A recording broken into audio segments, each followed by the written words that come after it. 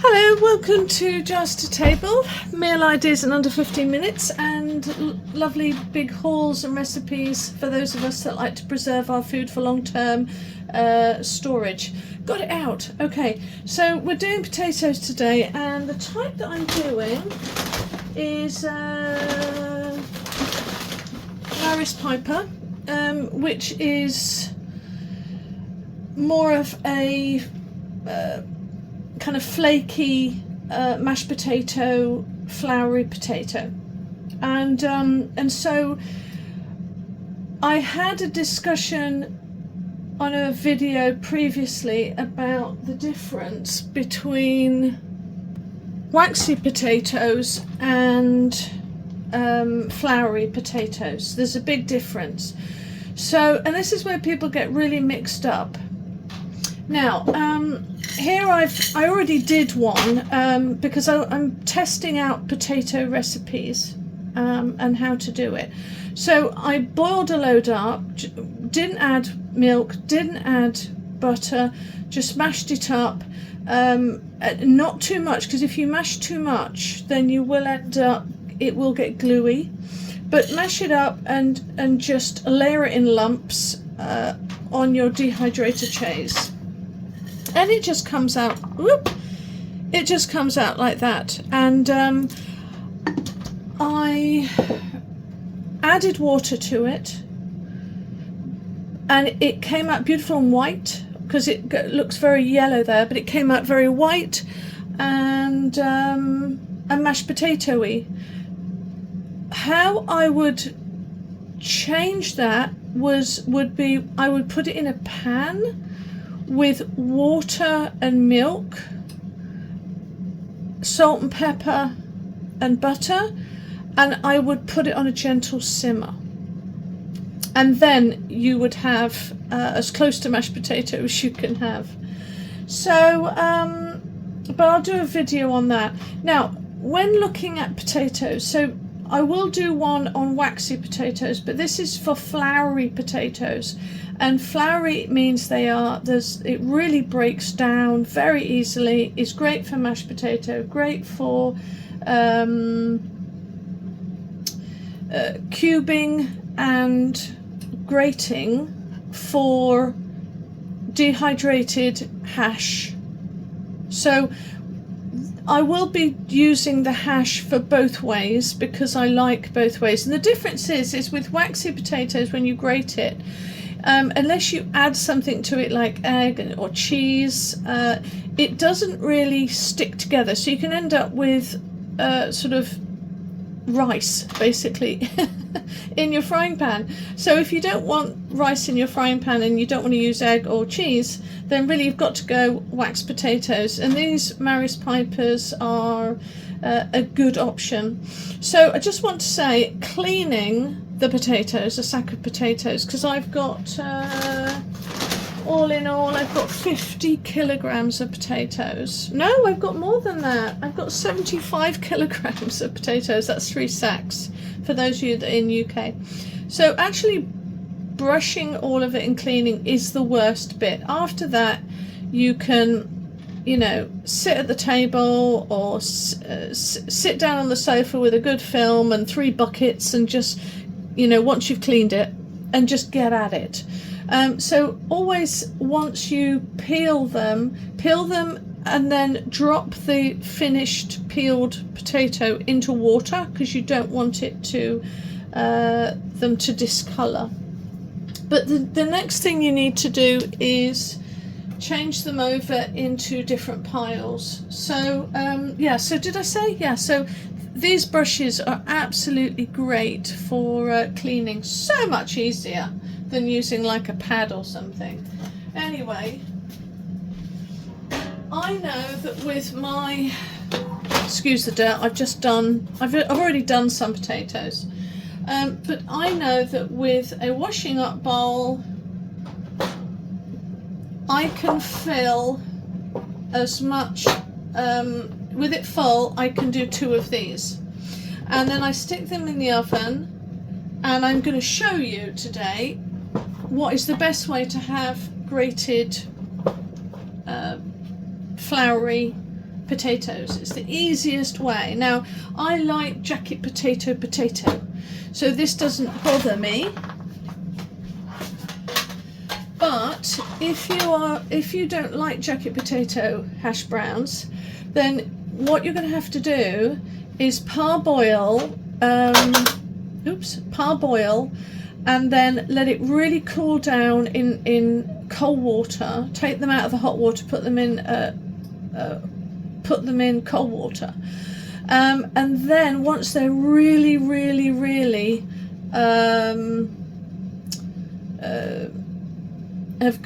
put them in the fridge. They've got to be really cold because they're floury. You're now working with the opposite of waxy.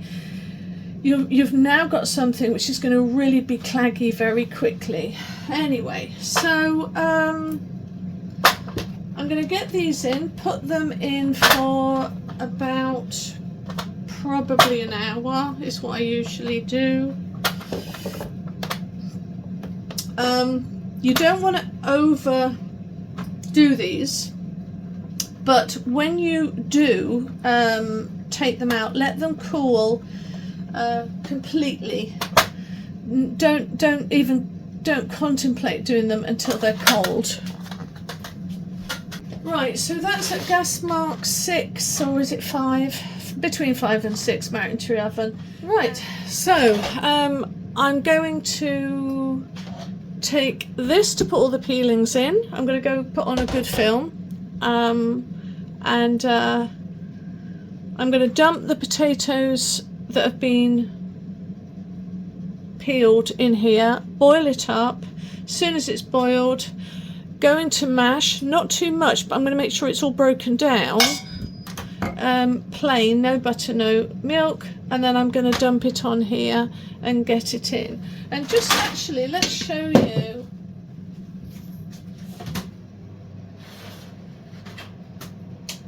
So this was absolutely full of potato, and it's almost done now. It probably is done actually. But this is what it'll look like. Now, if you've got, once it's cold, really cold, and you've got a Magimix or a, what's it called, one of those bullet processors that you can powder it down to, then great for you. I haven't. I really want one. I can't afford it. So I'm just going to leave it as it is, and because it does go straight down to powder if you put it in boiling water and milk. But anyway, so that's what it looks like. But I'm going to get on now, go and peel all of these, and decide, probably because I get bored quickly, I'll mash that lot, and whatever's remaining I'll keep peeling, and with those I will do, I've got grated in the oven, so really whatever's left I will be chopping up into little cubes. Right, so I've taken out the bits that I was going to do for cubing, for hash browns with cubes. They are sticky, and this is where I am going to be a little bit careful with dehydrating. And it is going to take me a bit of time doing this. And sorry, yes, I've got dressing going on. I'm in my kitchen, and I keep my kitchen cold on purpose, and it is freezing, so it's just the way it is. Anyway, yeah, I have got a sharp knife, but I'm actually not pressing down too hard. So this is this difference between waxy potatoes and floury. So pigging sticky. So I am going to make them all separate because I don't want them to stick together.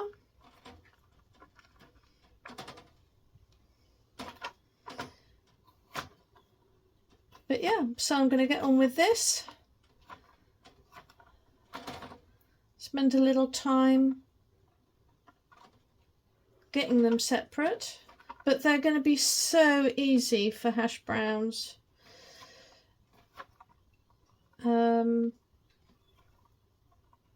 Lovely.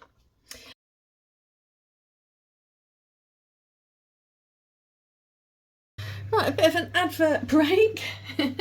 in the middle. So I went into Sainsbury's and I saw scallops and prawns going quite cheaply for kind of medium-sized bags.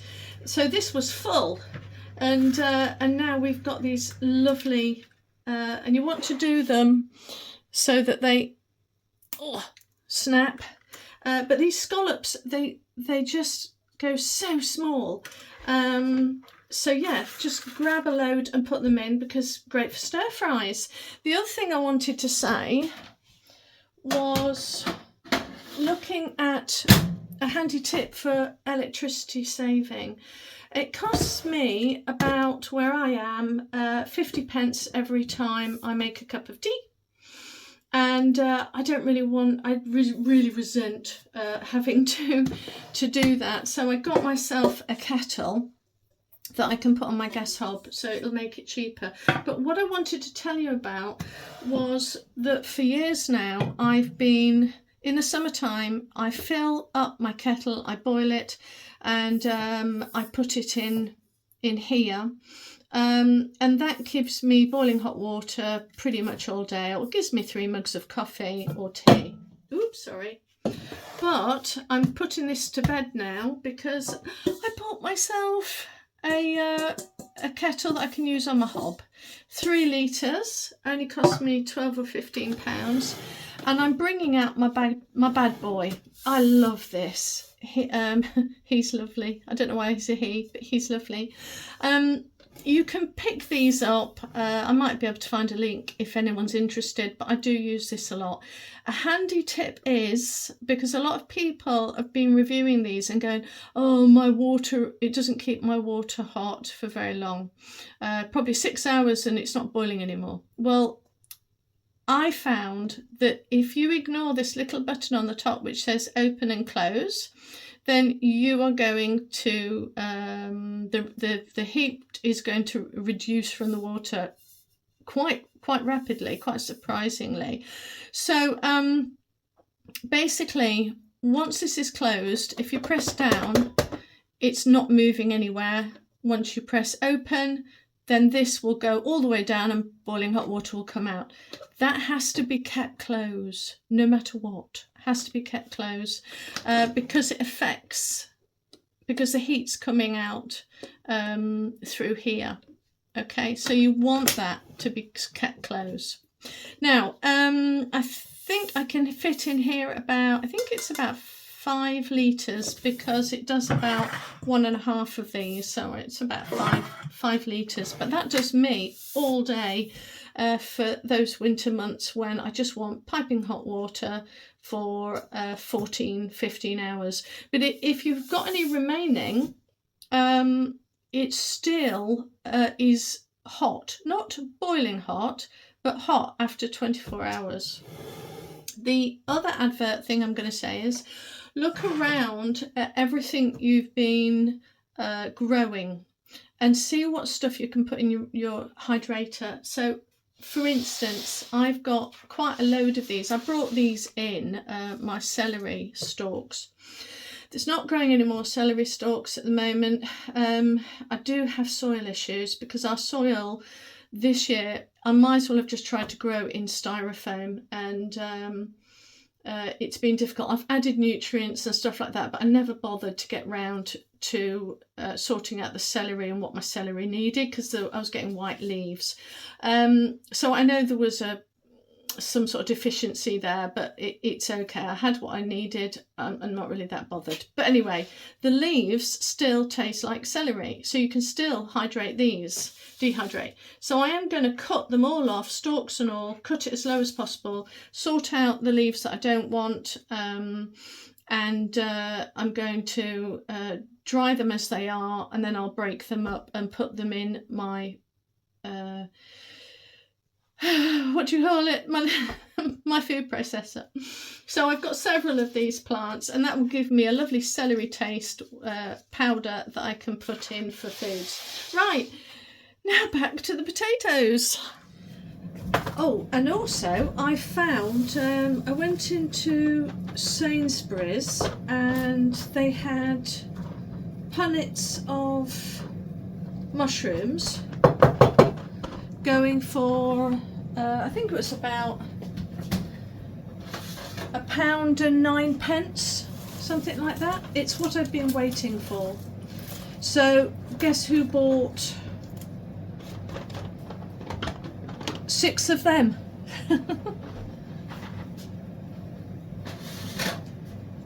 Very pleased. I might actually manage to leach these out. Is that the right word? Leach them out for a year if I'm lucky, if I'm very careful with them. Just a quick tip for those of you. Some people just dunk them in boiling water for a few minutes, but I don't. But what I have noticed is that when you dehydrate them, it's always better to dehydrate them on sort of 45 to 50 and take them out. I mean, these are completely crispy, because what I found is they kind of begin to toast, and you don't kind of want that, do you? But anyway, for any of you that are living in kind of moist atmospheres, I put it on a towel when it's come straight out, and just do that just for 15 minutes until I know that it's fully cooled down before I put it in a jar or dehydrate, because we don't want the atmosphere that is quite wet to rehydrate them, but you do want them to cool down. So I find putting it in a tea towel, or either roll it up or put another tea towel on top for 15 minutes, and then as soon as that's done, get them and condition them in a large jar, or put them in a vacuum sealer bags. Right, okay, sorted. I'm gonna have a cup of tea now. Right, just another helpful tip for those that haven't done mushrooms before. I have them in one type of jar. I know this will last me a while, and I fill it up and I push it down a bit. I don't want them all broken, but I do want to make sure that I can get the lid on, because I want to have as little air in there as possible. And then I make sure that I vacuum seal just that amount, for 2 reasons really. One is that, so just checking that was recording. One is so that if anything goes wrong, and there does happen to be some mould or something, then I've only lost 1 jar load. Oops, what am I doing? Doing this. I'm talking, I can't talk and work at the same time. Yeah, so then I know that I've only lost a certain amount in, rather than do a great big bag. And also it means that with every jar I know, sorry, with every bag I know that that is a jar's worth. Do you get me? Right, so back to the potato finally. Now, they've been boiled up, and you want to mash these so that they are not overdone, but just enough to break them up thoroughly. So I'm just going round, just so I know that that's been done. But I don't want to keep mashing. Once they've all come through,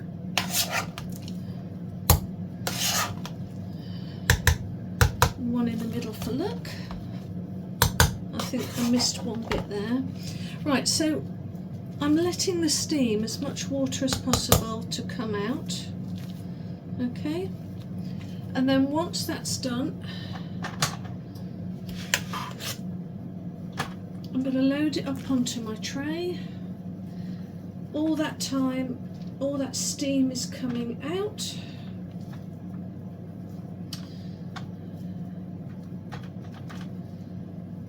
And if you can see what I'm doing here, I'm leaving a certain amount of fluffiness.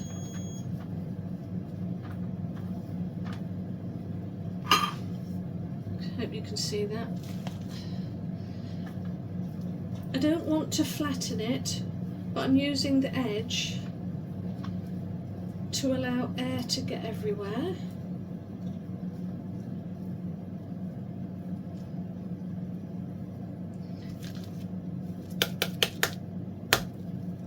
But I don't want to work it too much, because they do go gluey, and then that's horrid. And that will now go in the dehydrator.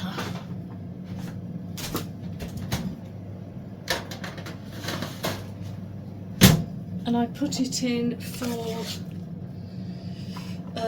like I do most things, I put it in at about 50.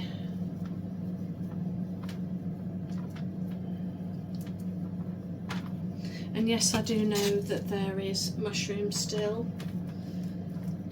all over the dehydrator tray, but I don't care, so that's fine. I haven't got time to keep cleaning my dehydrator. Once I've finished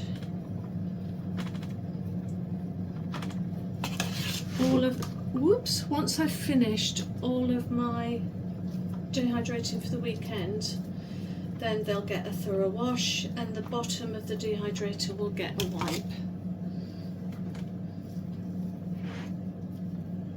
But when it comes to rehydrating this, it's so easy, and you can either whiz it up in a bullet or you can just soak it, but I'll do a special video for that. Yay! And as you noticed, I don't add any cream, milk or anything like that, because I find, that is the problem when it comes to hydrating it. I find that's where people go wrong. But if you leave it like this,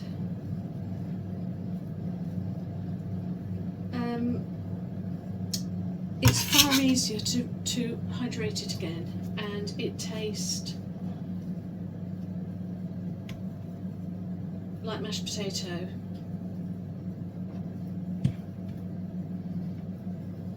Right, done. Can you see? It will just dry and it'll be breakable up. Okay. Well, I've been wanting to show this bit for a while, and then somehow I lost all the footage. So I'm here doing my my tea, and I thought I'd just use, we'll do 2 in 1. I'll have tea and show you what I mean. So you bake your potato, and then you leave it to get cold, and then you find where the loose bit is, because one will be really stuck quite close to the potato, and then another one will be very loose. That's the bit you need. So you just literally tear that off. Okay. You don't have to be pretty about it, you just have to do that. Right? Pretend that this is this is going to be my dinner, but just pretend for now that is the dehydrator tray. So we get this, and the reason why I love this method so much for making grated hash with flaky potatoes, or the more firmer variety, is because once you jacket it, you aren't going to worry at all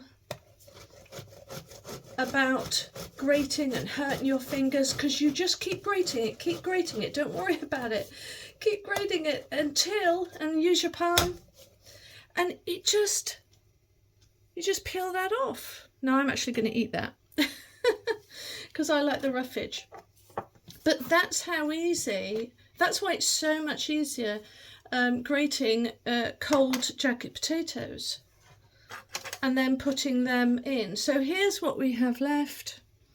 I'm going to have this with butter now, but you'd put that on the tray, and they do end up very separate.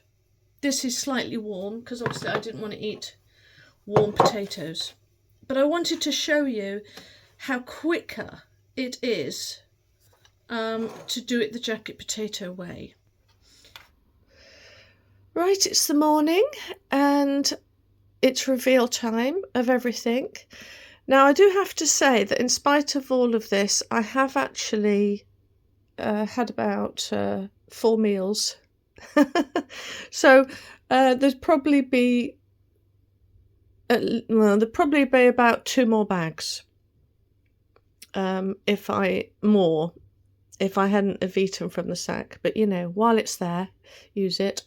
So let's go through, and I've got some handy tips. So we've got 5 here of the floury potatoes that have been grated.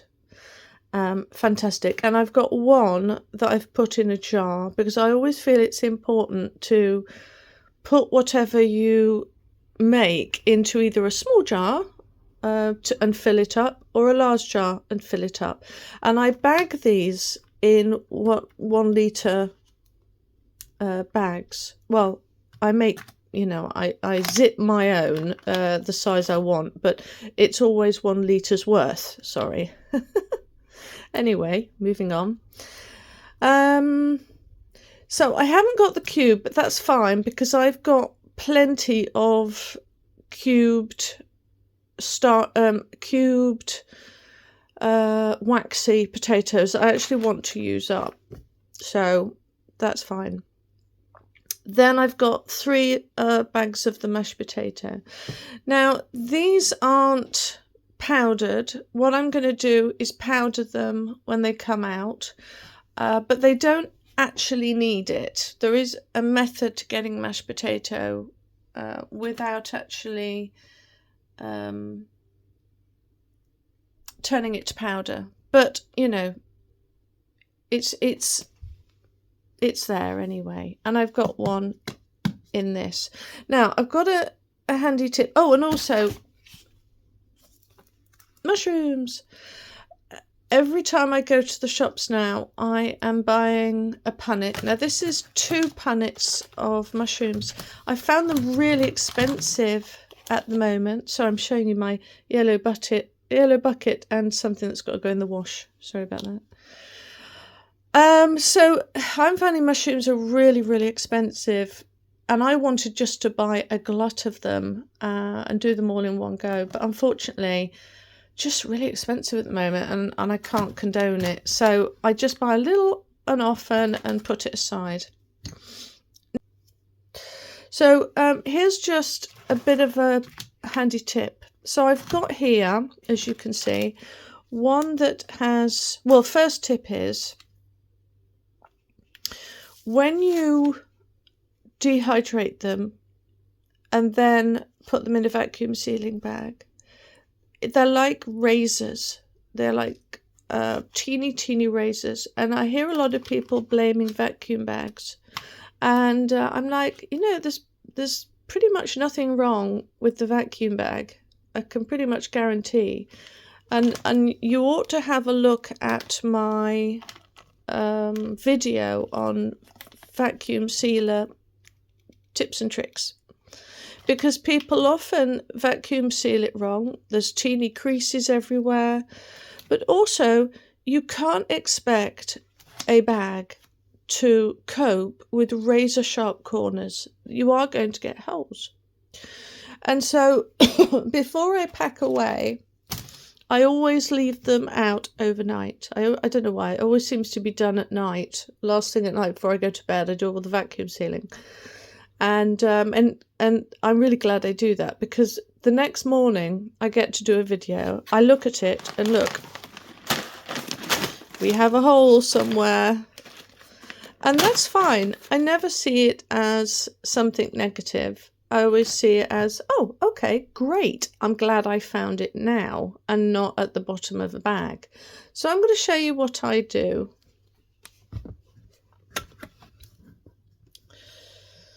Okay, excuse the fact that I am in my dressing gown. It's nice and quiet as well. So I got this, not sponsored or anything, I just love it. It's Hathaway's BPA free vacuum sealer roller with cutter. And whoop, there's a little hole on either side. You just take that out, because it took me a while to work out what to do. This will pop out if you shake it, and then if the delivery man hasn't completely ruined your box, you then slide that in. You get free stickers, and I've already cut 2 that I didn't use, so I'll just leave them in there for a bit. But you get the size of your bag that you want, which is probably, that's overkill, so we'll do that there. And you very gently just start it off. Don't ram it straight away. Force isn't necessary. There's a teeny little razor, absolutely teeny, so you can't just expect it to do lots. But you just do that, just get it, hold this taut, and you just give it a little go. There you go. And once you've done that, glide it effortlessly across. Perfect seams every time. So I'm really chuffed with this. It's like a new toy. All I want to do is use it. But let's show you the second tip that I want to show you that's really important.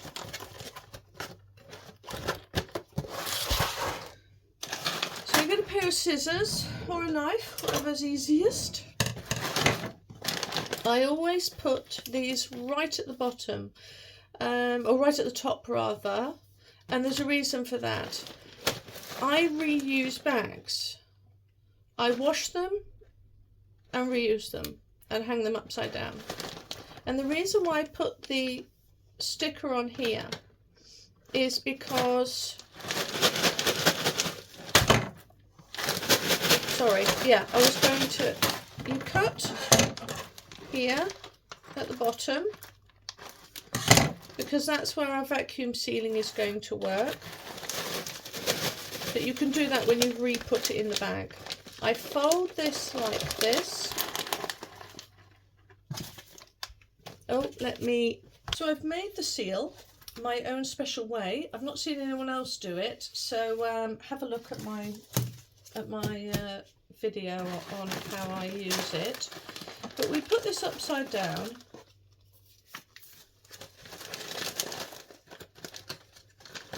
and I put the top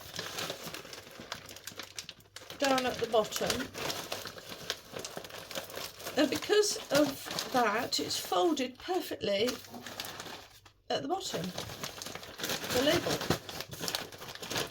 So what I normally do, what I normally do is do that, and then I go in with scissors and I cut. I don't know why I didn't do that for you.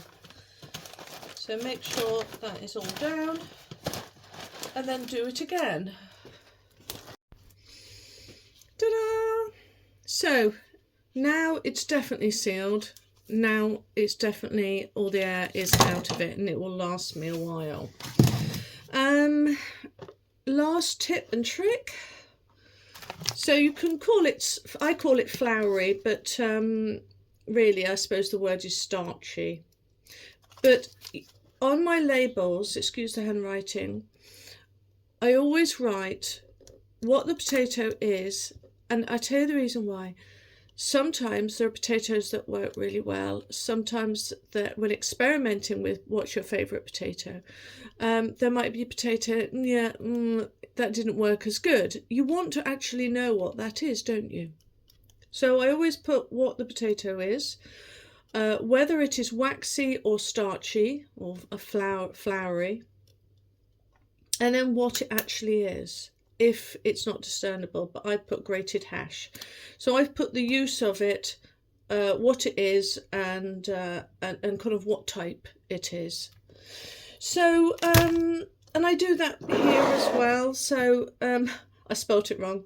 Floury potato hash, because I don't want it to get mixed up between my grated waxy potato hash. And the same with the mash. I put mash, floury, or you can put starchy, mattering to if you're in America or the UK. Right, well, I hope you enjoyed and got some inspiration and, sorry, gone down here. I hope you've got some inspiration from all that, and it's given you the confidence to tackle a whole sack, just in case you actually haven't, because it's well worth it. That will do me. All right then. Bye everybody. Bye.